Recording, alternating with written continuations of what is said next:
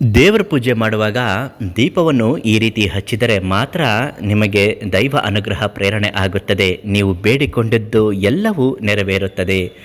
ದೀಪ ಹಚ್ಚೋದಕ್ಕೂ ಕೂಡ ಕಟ್ಟುನಿಟ್ಟಾದ ನಿಯಮಗಳಿವೆ. ದೀಪವನ್ನು ಸರಿಯಾದ ದಿಕ್ಕು, ಎಣ್ಣೆ ಮತ್ತು ಬತ್ತಿಯನ್ನು ಬಳಸಿ ಹಚ್ಚುವುದರಿಂದ ಮನೆಗೆ ಸಕಾರಾತ್ಮಕ ಶಕ್ತಿ ಮತ್ತು ಐಶ್ವರ್ಯ ತುಂಬಿ ಬರುತ್ತದೆ. ದೇವರ ಪೂಜೆ ಮಾಡುವಾಗ ದೀಪವನ್ನು ಯಾವ ರೀತಿ ಹಚ್ಚಬೇಕು ಇವತ್ತಿನ ಮಾಹಿತಿಯಲ್ಲಿ ತಿಳಿಸಿಕೊಡ್ತೀವಿ. ಅದೃಷ್ಟಧಾರೆ ಯೂಟ್ಯೂಬ್ ಚಾನಲನ್ನು ನೀವಿನ್ನೂ ಸಬ್ಸ್ಕ್ರೈಬ್ ಮಾಡಿಲ್ಲ ಅಂದರೆ ಮೊದಲು ನಮ್ಮ ಚಾನಲನ್ನು ಸಬ್ಸ್ಕ್ರೈಬ್ ಮಾಡಿ. ಫೇಸ್ಬುಕ್ನಲ್ಲಿ ವಿಡಿಯೋಗಳನ್ನ ನೋಡ್ತಾ ಇದ್ದರೆ ದಯವಿಟ್ಟು ನಮ್ಮ ಫೇಸ್ಬುಕ್ ಪೇಜನ್ನು ಫಾಲೋ ಮಾಡಿ. ಪ್ರತಿದಿನ ಸಮಸ್ಯೆಗೆ ಪರಿಹಾರ ಮಾಹಿತಿಗಳು ಬರ್ತಾನೆ ಇರುತ್ತೆ.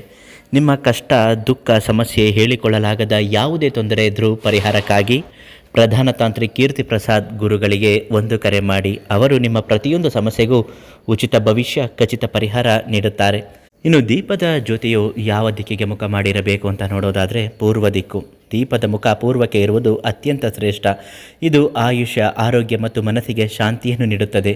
ಉತ್ತರ ದಿಕ್ಕಿಗಿಟ್ಟರೆ ದೀಪದ ಮುಖದಲ್ಲಿ ತುಂಬ ಬದಲಾವಣೆ ಆಗುತ್ತೆ.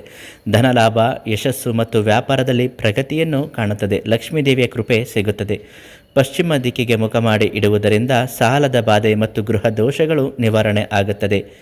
ಗಮನಿಸಿ, ದೇವರ ಪೂಜೆ ಮಾಡುವಾಗ ದೀಪದ ಮುಖ ದಕ್ಷಿಣ ದಿಕ್ಕಿಗೆ ಇಡಬಾರದು. ಇದನ್ನು ಕೇವಲ ಪಿತೃ ಕಾರ್ಯಾಲಯಗಳಲ್ಲಿ ಅಥವಾ ಯಮನಿಗೆ ದೀಪ ಇಡುವಾಗ ಮಾತ್ರ ಇದನ್ನು ಬಳಸಲಾಗುತ್ತದೆ. ಯಾವ ಎಣ್ಣೆಯನ್ನು ದೀಪಕ್ಕೆ ಹಾಕಬೇಕು? ಶುದ್ಧ ಹಸುವಿನ ತುಪ್ಪ. ದೇವರ ಪೂಜೆಗೆ ಹಸುವಿನ ತುಪ್ಪ ಅತ್ಯಂತ ಶ್ರೇಷ್ಠ. ಇದು ಮನೆಯಲ್ಲಿ ದೈವಿಕ ಶಕ್ತಿಯನ್ನು ಹೆಚ್ಚಿಸುತ್ತದೆ. ಎಳ್ಳೆಣ್ಣೆ ಶನಿ ದೋಷದ ನಿವಾರಣೆಗೆ ಮತ್ತು ದೇವತೆಗಳ ಅನುಗ್ರಹಕ್ಕೆ ತುಂಬಾ ಒಳ್ಳೆಯದು. ತೆಂಗಿನ ಎಣ್ಣೆ ಗಣಪತಿ ಮತ್ತು ಇತರ ದೇವತೆಗಳ ಆರಾಧನೆಗೆ ಬಳಸಬಹುದು. ಇದು ಕುಟುಂಬದಲ್ಲಿ ನೆಮ್ಮದಿಯನ್ನು ತರುತ್ತದೆ. ನೆನಪಿರಲಿ, ದೇವರ ಪೂಜೆಗೆ ಎಂದಿಗೂ ಕಡಲೆಕಾಯಿ ಎಣ್ಣೆಯನ್ನು ಹಾಕಲೇಬಾರದು. ಬತ್ತಿಯನ್ನು ಕೂಡ ನಿಯಮಿತವಾಗಿ ಹಾಕಬೇಕು. ದೀಪಕ್ಕೆ ಬಳಸುವ ಹತ್ತಿ, ಬತ್ತಿ ಸ್ವಚ್ಛವಾಗಿರಬೇಕು. ಏಕಮುಖ ದೀಪ.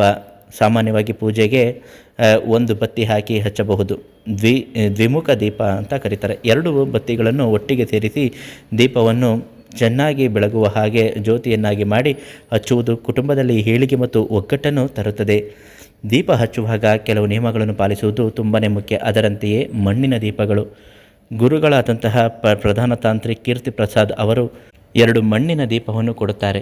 ಈ ಮಣ್ಣಿನ ದೀಪ ವಿಶೇಷವಾಗಿ ಶಕ್ತಿಶಾಲಿಯಾದದ್ದು. ಮನೆಯ ಏಳಿಗೆ, ಪ್ರಗತಿ, ಸಾಲದ ಸಮಸ್ಯೆಗಳು ಮುಕ್ತಿಯಾಗಬೇಕು, ಆರ್ಥಿಕ ಅಭಿವೃದ್ಧಿ ಆಗಬೇಕು, ಅಷ್ಟೈಶ್ವರ್ಯ ಸಿದ್ಧಿ ಆಗಬೇಕು, ಮನೆಯ ಕಷ್ಟಗಳು, ಅನಾರೋಗ್ಯದ ಪರಿಸ್ಥಿತಿಗಳು ಎಲ್ಲವೂ ನಿವಾರಣೆ ಆಗಬೇಕು ಅನ್ನೋದಕ್ಕೋಸ್ಕರ ಸಾಕ್ಷಾತ್ ಮಹಾಲಕ್ಷ್ಮಿ ತಾಯಿಗೆ ಪೂಜೆ ಮಾಡಿದಂತಹ ಅರಿಶಿಣವನ್ನು ಆ ದೀಪದ ಮಣ್ಣಿಗೆ ಬೆರೆಸಿ ಕಲಸಿ ದೀಪವನ್ನು ಸಿದ್ಧ ಮಾಡಿದ್ದಾರೆ. ಈ ದೀಪವನ್ನು ಹಚ್ಚಿ ತುಂಬ ಒಳ್ಳೆಯದಾಗುತ್ತೆ. ಕಷ್ಟದಲ್ಲಿದ್ದವರಿಗೆ ಸಂಪೂರ್ಣ ಉಚಿತವಾಗಿಯೇ ನೀಡುತ್ತಾರೆ. ಅದರಿಂದ ನಿಮಗೆ ತುಂಬ ಒಳ್ಳೆಯದಾಗಬಹುದು. ಈ ತಕ್ಷಣ ಪ್ರಧಾನ ತಾಂತ್ರಿಕ್ ಕೀರ್ತಿ ಪ್ರಸಾದ್ ಗುರುಗಳಿಗೆ ಒಂದು ಫೋನ್ ಮಾಡಿ 2 ಮಣ್ಣಿನ ದೀಪಗಳನ್ನು ಕೇಳಿ ಪಡೆದುಕೊಳ್ಳಿ. ಬಡವರಿಗೆ, ಕಷ್ಟದಲ್ಲಿದ್ದವರಿಗೆ ಉಚಿತ.